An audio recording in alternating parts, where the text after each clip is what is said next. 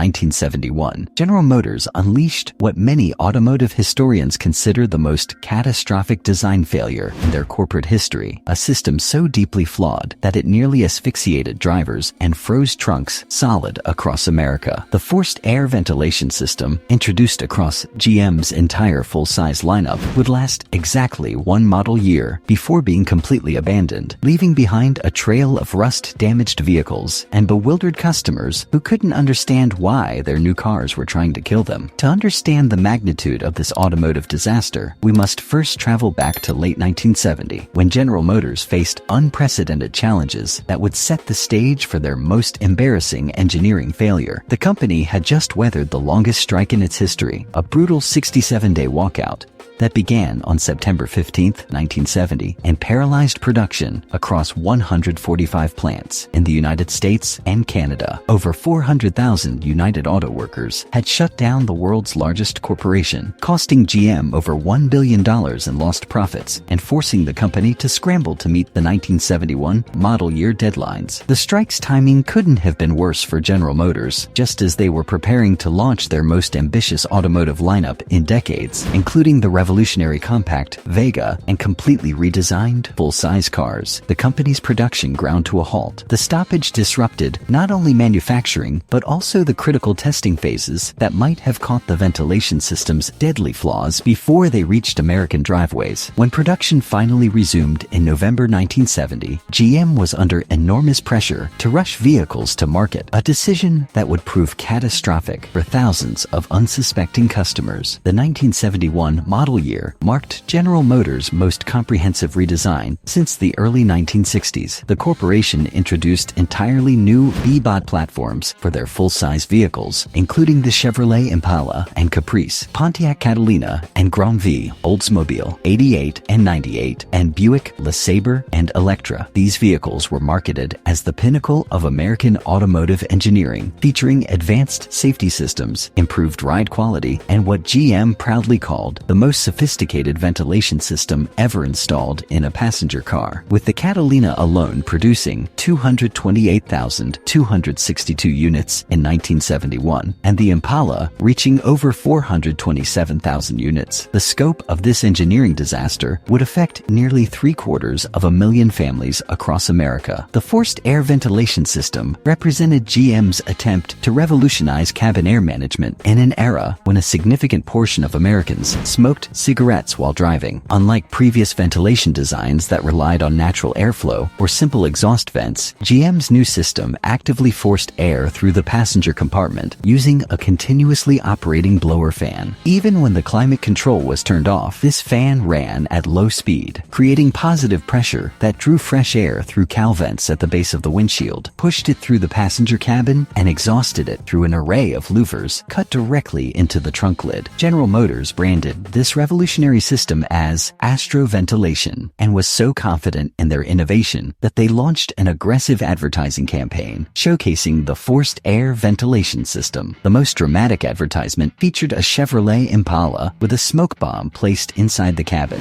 As television viewers watched in amazement, the smoke was quickly and efficiently evacuated through the trunk louvers, even with all windows closed. The announcer in the commercial proclaimed, "With this smoke bomb, I'm going to show you the 71 Impala's new forced air ventilation system at work. It's standard and an exclusive in Chevrolet's field. A ventilation fan goes on automatically when the key is turned." The demonstration continued with the announcer explaining how the vent fan pulls air in through here and quietly sends it through a vent under the instrument panel. The air sweeps right on through, carrying the smoke out of exhaust vents in the trunk lid, and pretty soon it's all clear inside despite closed windows and the car being at a standstill. GM marketing executives touted the system as a class-exclusive feature that represented the future of automotive comfort and safety, with the commercial concluding that if you have friends who smoke up your car, what you need is a 71 Impala. The system's theoretical operation seemed brilliant in its simplicity. Fresh air would enter at the front of the vehicle, flow linearly through the entire passenger compartment, pass behind the rear seat, and exit through the trunk louvers, creating a complete air change that would eliminate cigarette smoke, reduce carbon monoxide buildup and provide superior cabin air quality. GM's engineers believed they had solved the age-old problem of stagnant cabin air while providing a luxury feature that would distinguish their vehicles from Ford and Chrysler products. However, the reality proved far more sinister than GM's glossy advertisements suggested. Within months of the 1971 models reaching customers, reports began flooding into dealerships of a terrifying and potentially deadly flaw. The trunk louvers were drawing engine exhaust back into the passenger compartment. The very system designed to improve air quality was instead feeding carbon monoxide and other toxic fumes directly to occupants, creating the real possibility of asphyxiation, particularly in slow-moving traffic or during extended idle periods. The exhaust intrusion problem stemmed from the trunk louver's location and the aerodynamic characteristics of the new body design. Under certain wind conditions and vehicle speeds, the negative pressure created behind the moving car would draw exhaust gases from the tailpipe forward and up into the trunk louvers. The continuously running blower fan, instead of expelling cabin air, would actually pull these deadly fumes into the passenger compartment through the rear seat area. GM's engineers had apparently failed to consider basic fluid dynamics when designing the system, a shocking oversight for a company with supposedly world-class engineering capabilities. The aerodynamic nightmare was compounded by the unique shape of the 1971 GM full-size cars. The new B-body design featured a pronounced rear deck and specific trunk lid angle that created turbulent airflow patterns behind the vehicle. At highway speeds, particularly when following other vehicles or driving in crosswinds, the exhaust gases would become trapped in the low-pressure zone directly behind the car. The trunk louvers, positioned at the worst possible location within this turbulent area, acted like vacuum pumps, drawing the toxic fumes directly into the passenger compartment. As reports of exhaust intrusion multiplied, General Motors was forced to take emergency action in the middle of the 1971 model year. The company quietly revised the trunk lid design, reducing the number of louvers from the original configuration to minimize the exhaust draw problem. Early production vehicles featured significantly more louvers than later builds, creating a situation where some owners had relatively safe cars while others had potentially lethal ones, depending purely on when their vehicle rolled off the assembly line. This mid-year modification created an unprecedented situation where GM was essentially admitting their original design was fatally flawed. But exhaust intrusion was only the beginning of the forced air ventilation system's problems. A second, equally serious flaw emerged as 1971 vehicles encountered their first winter conditions, particularly in the northern states where temperatures regularly dropped below freezing. The trunk louver design created a pathway for water to enter the space between the inner and outer trunk lid panels, where it was supposed to drain out through small holes at the corners of their trunk. In freezing temperatures, this seemingly simple drainage system became a death trap for the trunk mechanism itself. When owners took their vehicles through car washes during winter months, a common practice to remove road salt and maintain the car's appearance, large quantities of water would flow through the trunk louvers and collect in the double-wall trunk lid. The drainage holes, designed to allow this water to escape, would quickly freeze solid in sub-zero temperatures. As more water accumulated and froze, the trunk lid would become impossibly heavy and rigid, making it difficult or impossible to open. Some owners found their trunks completely frozen shut for weeks at a time, requiring professional service to thaw and repair the mechanism.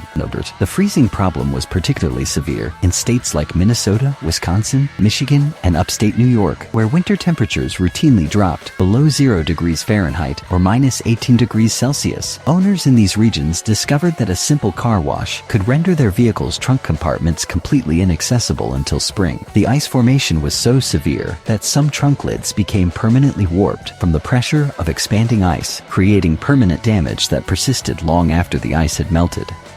The freezing problem was compounded by the fact that the trapped water often contained road salt, creating a corrosive brine that accelerated rust formation within the trunk lid structure. Even after the ice melted, the salt-contaminated water would continue to cause damage, rotting the trunk lid from the inside out and creating weak points that would lead to catastrophic failure months or years later. Many 1971 GM owners discovered extensive rust damage in areas that had never been exposed to the elements, a direct result of the flawed ventilation system design. The engineering failures of forced air ventilation system raise serious questions about General Motors' development and testing processes. How could a company with thousands of engineers and decades of automotive experience release a system with such obvious and dangerous flaws? The most likely explanation involves the perfect storm of circumstances surrounding the 1971 model year. The pressure to recover from the devastating strike, the rush to meet production deadlines, and the company's overconfidence in their engineering capabilities. Industry insiders have suggested that GM's normal testing protocols were severely compromised by the strike's impact on the development schedule. Cold weather testing, which would have immediately revealed the freezing problems, was apparently either skipped or inadequately performed. Similarly, extended idling tests that would have detected the exhaust intrusion issue were likely rushed or abbreviated. The company's desperation to recover lost production, time, and market share apparently overrode normal safety and quality control procedures. The forced air ventilation system's failure had lasting consequences beyond the immediate safety and functionality issues. Many 1971 GM vehicles developed extensive rust problems that extended far beyond the trunk area. Water intrusion through the trunk louvers often found its way into the passenger compartment, particularly in vehicles with vinyl tops that trapped moisture around the rear window area. This water would pool in the trunk, overflow into the quarter panels, and even run down the package shelf into the rear passenger floor areas, creating widespread corrosion that rendered many vehicles structurally unsound within a few years of purchase. The vinyl top option, popular on luxury-trimmed models like the Impala Custom and Pontiac Grandville, exacerbated these problems significantly. Moisture would become trapped at the corners of the vinyl roof, particularly around the rear window, and gradually work its way through the roof panel underneath the vinyl covering. This trapped moisture would then penetrate into the trunk area, where the already compromised ventilation system would allow it to accumulate and cause severe rust damage. Many 1971 through 76 GM full-size cars developed characteristic rust bubbles in the rear window corners, a telltale sign of this moisture intrusion problem. The scope of the ventilation system disaster extended across General Motors' entire full-size lineup, affecting hundreds of thousands of vehicles. The Chevrolet Impala, GM's best-selling full-size model, saw production of approximately 427,000 units in 1971, virtually all equipped with the problematic forced air system. Pontiac's Catalina model alone produced 59,355 four-door sedans, 46,257 two-door hardtops, 22,333 four-door hardtops, 2,036 convertibles, and 10,322 station wagons. The Granville added additional thousands to Pontiac's total, while Oldsmobile 88 and 98 models, along with Buick LeSabre and Electra variants, brought the total number of affected vehicles to well over 700,000 units for the 1971 model year alone. Interestingly, General Motors chose not to implement the forced air ventilation system across their entire lineup. Intermediate-sized vehicles like the Chevelle, GTO, and Cutlass retained traditional ventilation systems, as did compact cars and the Corvette sports car. This selective implementation suggests that GM recognized the system's limitations but chose to use their full-size cars as a testing ground for the technology, essentially turning customers into unwitting test subjects for an unproven design. The Chevrolet Vega, GM's new subcompact designed to compete with imported economy cars, also received a version of the forced air ventilation system. Despite its much smaller size and different body configuration, the Vega's implementation proved less problematic than the full-size cars, primarily due to its different trunk design and aerodynamic characteristics, but the system still contributed to water intrusion and rust problems that plagued Vegas throughout their production run. By late 1971, General Motors could no longer ignore the mounting evidence of the forced air ventilation system's failure. Customer complaints, warranty claims, and potential liability concerns forced the company to completely abandon the design for the 1972 model year. The trunk louvers disappeared entirely, replaced by a much more conventional system that moved the exhaust vents from the trunk lid to the door lock pillars, areas protected from the elements and less susceptible to aerodynamic interference. The lock pillar solution, which General Motors adopted for 1972 and continued using for decades, proved far more effective and reliable. By positioning the exhaust vents behind the rear doors, the system could still provide positive ventilation while eliminating the water intrusion and exhaust gas problems that plagued the trunk-mounted design. This approach became industry standard and can still be found in modified form on modern vehicles, proving that General Motors ultimately found the right solution after their costly and embarrassing failure. The speed with which GM abandoned the forced air ventilation system is remarkable in the context of automotive development cycles. Major design changes typically require years of planning and substantial retooling costs, yet General Motors completely redesigned their ventilation system in less than 12 months. This rapid response suggests both the severity of the problems and the company's recognition that continuing with the flawed design would result in catastrophic legal and financial consequences. The 1971 forced air ventilation system stands as one of the most spectacular engineering failures in automotive history, ranking alongside infamous disasters like the Ford Pinto's fuel tank design and Chrysler's early electronic ignition systems. However, unlike those failures which resulted from cost-cutting or inadequate safety margins, GM's ventilation system failure appears to have resulted from fundamental engineering incompetence and inadequate testing protocols. For collectors and enthusiasts considering 1971 GM full-size vehicles today, the legacy of the forced air ventilation system continues to create challenges. These vehicles require careful inspection of trunk areas, rear window surrounds, and floor panels for rust damage that may have originated decades ago from water intrusion through the ventilation system. Many examples show extensive corrosion in areas that would normally be protected, requiring costly restoration work to address structural damage caused by the flawed design. Prospective buyers should pay particular attention to the trunk floor pan, which often shows rust perforation from standing water that entered through the louver system. The rear quarter panels, particularly where they meet the trunk floor, are another area where hidden damage frequently occurs. Water would flow from the trunk into these areas during heavy rain or car washes, creating rust that spreads invisibly behind trim panels and interior components. The rear window area of vinyl-topped cars presents another inspection challenge. Moisture intrusion through the compromised ventilation system often led to rust around the rear window frame, creating leaks that further damaged the interior and structural components. This damage can be difficult to detect without removing interior trim panels and carefully examining the underlying metal structure. The musty odor that often pervades 1970s GM interiors frequently traces back to moisture intrusion from the forced air ventilation system. Water that entered through the trunk louvers and accumulated in various areas of the vehicle would create ideal conditions for mold and mildew growth, particularly in the rear passenger compartment, where drainage was often inadequate. This moisture damage can persist for decades, making these vehicles challenging to restore to original condition. Despite its catastrophic failure, the forced air ventilation system represents an important milestone in automotive development, demonstrating both the ambition and the hubris of American automakers during the early 1970s. General Motors' willingness to implement such a comprehensive system across their entire full-size lineup shows the company's confidence in their engineering capabilities and their desire to differentiate their products in an increasingly competitive marketplace. The system's failure also highlights the importance of thorough testing and validation in automotive development. In an era before computer simulation and advanced testing protocols, automakers relied heavily on physical testing and field experience to identify design problems. The forced air ventilation system's issues might have been caught with more extensive cold weather testing and aerodynamic analysis, but the pressure to meet production deadlines and recover from the strike apparently overrode normal development procedures. Ironically, the distinctive trunk louvers have become something of a conversation piece among classic car enthusiasts. Despite their functional failure, many collectors appreciate their unique appearance and the story they represent. At car shows and automotive events, 1971 GM vehicles often attract attention specifically because of their problematic ventilation system, turning GM's most embarrassing failure into an interesting historical footnote. The 1971 General Motors forced air ventilation system remains a fascinating study in automotive failure, a reminder that even the world's largest corporation with unlimited resources can make catastrophic engineering mistakes when ambition exceeds capability and deadlines override safety. For modern automotive engineers, the system serves as a cautionary tale about the importance of comprehensive testing, the dangers of overconfidence, and the potentially deadly consequences of rushing complex systems to market without adequate validation. Today, more than 50 years after its brief and disastrous existence, the forced air ventilation system continues to affect the classic car community while serving as an enduring reminder of what happens when corporate hubris meets engineering reality.